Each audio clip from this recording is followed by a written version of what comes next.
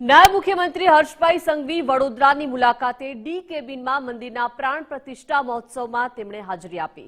રામેશ્વર મહાદેવના આશીર્વાદ મેળવી 200 કરોડના પ્રકલ્પોનું લોકાર્પણ કરવામાં આવ્યું અને વિસ્તારની એકતાનું આ સૌથી મોટું કેન્દ્ર હોવાની વાત હર્ષભાઈ સંઘવીએ કરી છે। સાથે સાથે કહ્યું છે કે એક એક રૂપિયો ભેગો કરી મંદિરનો જીર્ણોદ્ધાર કરવામાં આવ્યો છે। એટલે કે આજે નાયબ મુખ્યમંત્રી હર્ષભાઈ સંઘવી વડોદરાની મુલાકાતે પહોંચ્યા હતા, જ્યાં ડી કેબિનમાં મંદિરના પ્રાણ પ્રતિષ્ઠા મહોત્સવમાં તેઓએ ખાસ હાજરી આપી હતી। રામેશ્વર મહાદેવના આશીર્વાદ મેળવી 200 કરોડના પ્રકલ્પોનું લોકાર્પણ કરવામાં આવ્યું અને આ વિસ્તારની સૌથી મોટી એકતા આ હોવાનું તેમણે જણાવ્યું છે।